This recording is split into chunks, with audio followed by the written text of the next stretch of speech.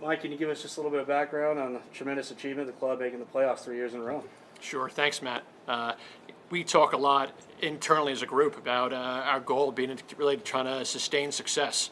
And you guys have all grown up around the NCAA basketball tournament and grew up playing in playoff type, one-off cup games. And, you don't have to be a statistician or an analyst to know, when you make the playoffs, you go from a 1 in 14 chance to get into the cup to a 1 in 7 chance. So, for us, we always kind of feel like if we can get ourselves above the line each year, we put ourselves in position for that, flip a coin type Russian roulette version of playoffs. And, the reality is, in most countries in the world, you don't have playoffs. You honor award the teams for playing for the full regular season. For that reason, again, I want to congratulate LAFC, doing a tremendous job all year winning a supporter shield.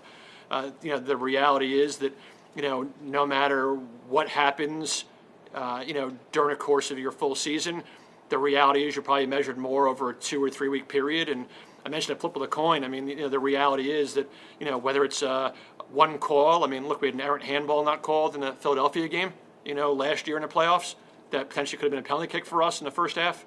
We had an injury time extend, 3 minutes, a minute longer when Philly scored their goal to tie it. Those are things, you can't control. After Philly beats us in playoffs, the next game they have 11 players get COVID, and they essentially play with the second team in the Eastern Conference Finals. You can't control stuff like that. So, knowing how improbable and the uniqueness of playoffs in any sport is, for us, I always look at it like you get in the playoffs, you take your best shot, and if the weather's good that day and the ball bounces right that day and players are healthy, etc., you see what happens. But we obviously have expectations of pursuing a cup every year. I don't say using the playoffs as a barometer as trying to lower expectations. As I said to our team the other day, the reality is it's like a road race. And you have different mile markers along the way. You can't just start the race and complete a marathon. You have to go through certain mile markers, and before you can talk about MLS Cups, you have to get into the playoffs, and then worry about what happens there. So, for us to be one of 5 teams in MLS history to go to the playoffs in each of our first 3 seasons, for us to be one of 6 teams currently in MLS who have been in the playoffs in 2020, 21, and 22, you got to understand, that's less than 25% of the teams in our league who've done that. So for us to be able to have that kind of sustained success, if we continue each year to kind of battle above the playoff line, every once in a while we're going to make it in MLS Cup. So I think for us, we've got a great opportunity. We're playing with house money, going to play against a very strong team in Los Angeles, and excited about taking our best chance out there. Thank you, Mike. We'll start with Stephen Borio here on the floor, and then we'll go to the Zoom with Tim Sullivan. Go ahead, Stephen. Hey, Mike. I just want to talk about the process this season. The team had some hiccups in the middle of the year, but then you picked up Shaq Moore in a huge signing, then you picked up Jacob Schaffelberg, who's been a fantastic addition to the team. Can you talk about those decisions to, in the middle of the season, to bring in those guys to boost the team up and to the performance to the second half of the season, getting to that 3rd straight playoff? Sure, thanks. It's interesting sometimes. I think the fantasy football or FIFA nature of the transfer windows. It's always like, who are you going to sign? I just want to yell at me a game once, like, do something. It's not it's not like a basketball game with a clock that ticks down. For us, I really appreciate the fact that we didn't compromise our own plans. We had players identified that we were going to get, and it was pretty well documented that we pursued Shaq for a loan in January, and when it didn't work in the winter window, we were pretty dogged with the idea that, where we continued to look at other candidates in that role, for us, Shaq was always the guy. And, the fact that he was a really unique player, not only for me the best right back in MLS and in our U.S. national team pool, but I just think he offers some different dimensions than other players. And when you see his ability to go forward, get engaged in the attack, I think for us he's just a little different right back than most really any team in the league has. And for us, we just always kind of felt that he fit the game model and the system that Gary wanted to play. Likewise with that, with Jacob Schaffelberg, we joked about the fact that it was like 10 months, 11 months after we started talking about him that we finally got him. He was somebody that we always kind of had our eyes on from the standpoint of what he looked like. And I think if you asked Gary, he would tell you maybe that it wasn't as urgent to add a winger straight away, knowing we were going to play maybe our first 8 games in a row and maybe a different shape, maybe a different system. I think, knowing that, we were always kind of, plugged into what Jake was doing, and, it was something we were always fond of. And, the idea for us to acquire him on loan with an option to purchase, for any club, ideally, it's like being able to test drive somebody rather than just take them initially. And even if you feel strongly about a player like Jake that you want, the idea of getting him on a loan initially is, it's just like a no-brainer for us, and was the ideal deal for us to do. For us, I mentioned about not compromising our plans. I think regardless to how badly people might want changes in a team or additions, we're always committed to trying to improve the group we have, but also appreciate the fact that, we're not going to be distracted by outside noise and stay focused on who the right players are. And, I think both those guys, as you mentioned, clearly have changed the outlook not only of our group, but of our season as well. Thank you, Mike. Next we'll go to Tim Sullivan and Claudio Villalobos. Go ahead, Tim. Yeah, Mike, you always mention that making it into the postseason is certainly the bar, but you also talk about having kind of milestones that you want to hit along the way of the season. How would you evaluate this regular season in terms of what your preseason expectations were? And obviously, I think every general manager in the league is going to say they feel like they can win it all, but how do you feel about your team's chances in the postseason? No, Tim, it's a good question, too, because, we talk about this sometimes about you have recency bias, that you could have a great game and say this guy's good, lose that game and you think you're terrible. I feel like I try to go into each week kind of stressing a mantra like never as good as it seems, never as bad as it seems. I think when people think we're the best team in the league, we probably aren't. People think we're really struggling, we probably aren't either, So it's been some marathon. It's funny, looking at the whole season, it's amazing to think that we're here in a postseason already. The first 8 games was an absolute bear. And I was talking to the staff at LAfC last weekend, and they were just saying they just can't get over how we did that, and not having to play on the road. Look, other teams, Tim, I always feel like a drinking game. Whenever I mention Sporting Kansas City and New York Knicks, you're going to take a drink, But, Sporting Kansas City played their first 10 games on the road when they opened their new stadium. When they did that, and Teal was a part of that group. There are other teams that have had to open a season on the road like that, but never cross country like that. I just think unless you're in it sometimes, you don't appreciate it. And I think the idea of having to travel, look at our trip to Vancouver, a 4-hour plus flight plus a 2-hour time change. I get it that people probably think, well, they're flying a charter plane or they're just playing soccer, it is super demanding on your body. And when you look at the fact, I think the league didn't do as much favors with having twice to have cross-country travel on and then 72 hours later play another game at home. That's really hard, and I just think even with us expecting to be competitive, we knew the Western Conference was going to be hard. I think even though we knew it was hard, we had no idea how tough that travel was going to be. Truly, no one else has done it before, so it's not like we have a reference to draw from. I spent a lot of time looking at best practices, what have other people done in our sport, other sports. It's hard, So to think about what that was like, what it did for us. Open that new building, look, it's a palace, and I think it's amazing. And I know everyone's all happy about, the opportunity for us to have this amazing facility to play in. And what I think is interesting, we have different chapters, Tim, how we look at the season, but so I'm kind of interesting, kind of reflecting back on those different chapters. To get through those first 8 games as well as we had was, really couldn't have expected that. So, I'd be lying if I told you, we knew we'd do that. We definitely did not know that. I think there's a greater chance of us losing every game than doing what we did. Truly, so I think it was exceptional to start the season.